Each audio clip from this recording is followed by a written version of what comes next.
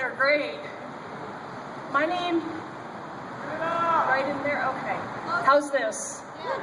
Yes, okay. I haven't done this since 1986. My name is Lorena Apgar Hansen. I am the daughter of a deceased Vietnam veteran, Lieutenant Colonel John M. Apgar. He served in country in Vietnam from 1965 to 1970. My father was exposed in multiple ways to Agent Orange during his tours in Vietnam. For example, it was in the water he bathed with, in the tea, the coffee, and the Kool-Aid he drank, in the laundry water his clothes were washed in, and in the helicopters he flew, the vehicles he used, and the boats he was ferried on. I want to give you a brief picture of my father. He left New Jersey a strong, healthy young husband and returned with a major back injury, requiring surgeries among other injuries and illnesses he sustained while serving. Many of you have probably heard of something called jungle rot. He had that until the day he died, but in comparison to everything he suffered from, jungle rot was very, very, very minor. He told me many times that he had a ticking time bomb waiting to go off in him. And he told me this a long time ago, that he had been sickened and altered by Agent Orange. The remainder of his life, he had crushing back pain and nerve pain, and thereby making him a young, old man. My dad served as an assault helicopter pilot with the U.S. Army's 170th Assault Helicopter Company. The U.S. government did not recognize these brave men until 2001. That's a long time to wait to be recognized. It was not until a few years after his death that I found out he served with the Special Ops, flying secret missions. On his days off, he would voluntarily fly missions where he would collect the dead and the wounded soldiers. He did this on his own accord. Like many combat vets, he did not like to speak of his experiences, and like most veterans of the Vietnam War, he did not brag or bring the spotlight upon himself. I want to switch gears here now and talk about Agent Orange. What is Agent Orange? Different mixtures of herbicides were used to create Agent Orange, but the most common were equal mixtures of two phenoxy herbicides, 2,4-D and 2,4,5-T. Each mixture was shipped in a chemical drum marked with an orange-colored stripe to identify it. Because of this orange stripe, it was called Agent Orange. The 2,4,5-T in Agent Orange was contaminated with small amounts of dioxins that were created unintentionally during the manufacturing process. The main dioxin found in Agent Orange was 2,3,7-tetrachloroside-benzo-P dioxin, or TCDD, and that is one of the most toxic. And I'm going to quote you something from Monsanto themselves. This is from their website, and these are Monsanto's words, not my words. From 1965 to 1969, a former Monsanto company manufactured Agent Orange for the U.S. military as a wartime government contractor. The current Monsanto company has maintained responsibility for this product since they were spun off as a separate, independent agricultural company in 2002. And I find it kind of trippy that we're going from chemical warfare to be an agricultural company. That's just really, really bizarre in my head. And this information, as I said, comes from www.monsanto.com. This is their info. And between the years of 1962 to 1971, in an effort known as Operation Ranch Hand, U.S. forces sprayed millions of gallons of herbicides on lands in Vietnam, Laos, and other nearby areas to remove forest cover, destroy crops, and to clear vegetation from the perimeters of U.S. military bases. I'm going to quote you a brief portion of a letter my dad wrote home in 1969 about the effects that he saw Agent Orange doing. He said, quote, "The trees and other foliage were sprayed, and 3 days later, it was as if an early autumn had set in. The leaves began to turn colors, and then they dropped off. I do not see how this can be safe to spray or work in it if it is killing plant life and causing trees to shed their leaves. These were my father's words written to my mother in 1969. How were soldiers exposed? Well, this is really interesting when I found out about that. You've heard of the Operation Ranch Hand and the spraying that they did, and they used helicopters and airplanes to spray the Agent Orange. However, some herbicides were sprayed from boats or trucks. Some were applied by soldiers with backpack sprayers. Those who loaded and operated airplanes and helicopters have been exposed the most. Members of the Army Chemical Corps who stored and mixed herbicides and defoliated the perimeters of military bases, both abroad and here in the United States, also had some of the heaviest exposures. Others with potentially heavy exposures included members of Special Forces units who defoliated remote campsites and members of Navy River units who cleared base perimeters. Exposures usually occurs when the chemical is breathed in, ingested in contaminated food or drink, or absorbed through the skin, as what happened with my father. Now this is really interesting. Empty barrels that once contained Agent Orange were frequently rinsed out and then used as barbecue grills. They were going to do a great time for the soldiers over there and have a barbecue, and so they used that to cook the meat in. They poisoned their food right there. These containers were also used to dispense drinks to the soldiers and as water tanks for showers.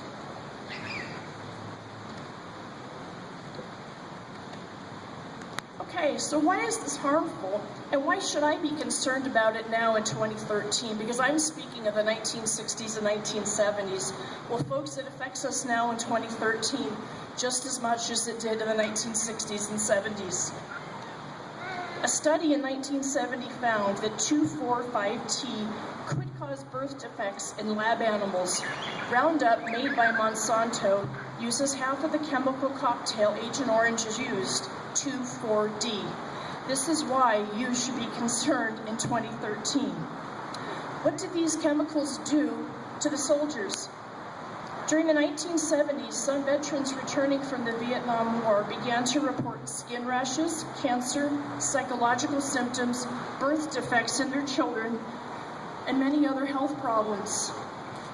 Later in life, exposed veterans have reported prostate cancer, bone cancer, kidney disease, continuing skin diseases, diabetes, ischemic heart disease, Hodgkin's lymphoma, and many, many other illnesses.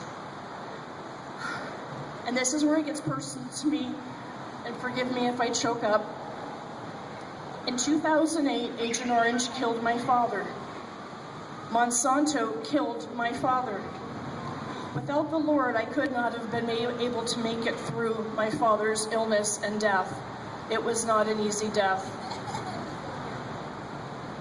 He developed prostate cancer, which is usually how Agent Orange manifests itself in veterans, and in turn it metastasized to his brain, to his bones, and into his blood.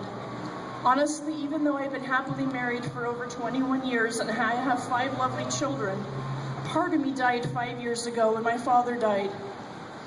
I said I felt like a part of me died 5 years ago, and I have since discovered that Agent Orange is slowly killing me.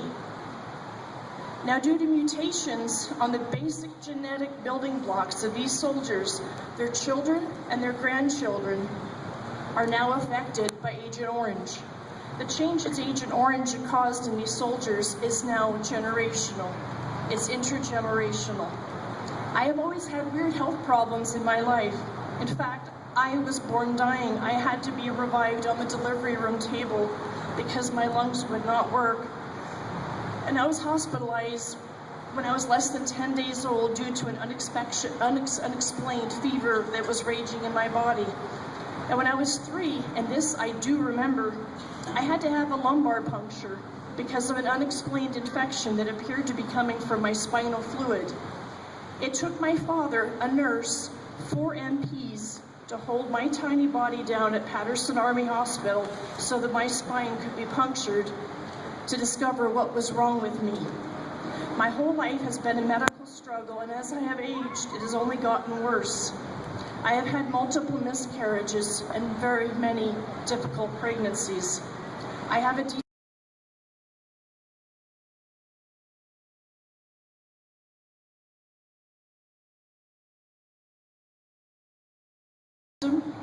teeth that die for no apparent reason, even though I do everything the dentist tells me to do.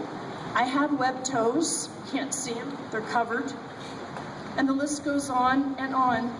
I have illnesses that stop my doctors, and my whole body is aging rapidly. I have a ticking time bomb going off in me, and it started going off about 8 years ago. I have been told that I have a body of somebody in their 70s.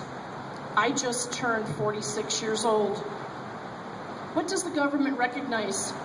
Currently, the U.S. government acknowledges 18 birth defects in the children of female Vietnam veterans and only 1 birth defect in children of male Vietnam veterans, which is spina bifida, not occulta, which is the most common. Remember, 6,000 to 8,000 women served while 2.8 million men served. We wonder, why is this? It's money. The government doesn't want to have to take care of the mess that they created with Monsanto in infecting the soldiers who in turn sickened their children. I am a daughter. I am a proud daughter and by an affected Vietnam veteran. I now speak of Vietnam, Agent Orange, dioxin, and how we must hold Monsanto accountable. I'm tired. I'm angry. I'm sick. I'm 46 years old. I'm fighting a war every day that to most ended decades ago. Long after the protest, the ignorance, the boots on the ground, the clearing of the jungles have ended. We are still fighting the Vietnam War right here in front of you, what you're seeing. Agent Orange is a chemical war that never ended. And I want to go over the group that I represent. You see us in orange. I'm with the group COVVHA. I want to read their mission statement.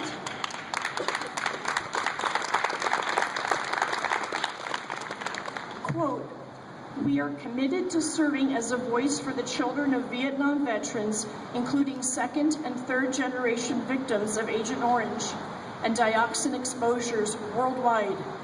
We believe in empowering each other to hold the companies and governments responsible for causing so much devastation and suffering to our generations. We will fight for justice globally."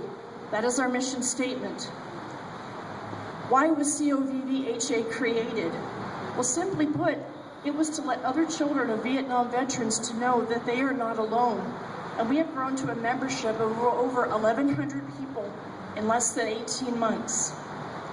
Prior to finding COVVHA, I never met another child of a Vietnam veteran. It was as if I belonged to a secret club. I knew growing up that I could not be the only one. I knew I was not Tigger, yet I remained silent and alone. COVVHA is a safe, non-judgmental place where friendships have blossomed and education has grown. Through COVVHA, I have found brothers and sisters I have waited my whole life to meet. Due to continued hostility after moving to California, I did not mention Vietnam ever again. My father was transferred from Fort Monmouth, New Jersey to Fort Ord, California. When we moved, we were instructed to never bring up Vietnam, to keep it quiet, because it was just something that could not be talked about. And so I went silent, I was silent. Vietnam cast a long shadow over myself and the home I grew up in. I knew I could not mention my helicopter pilot father. In many ways, my father was a man without a past, and I, as his child, I had huge holes in my past. The members of COVVHA, we swap our own war stories, and we share experiences that are unique to us, a child of an unpopular war, a war that was made even worse by Monsanto and Agent Orange.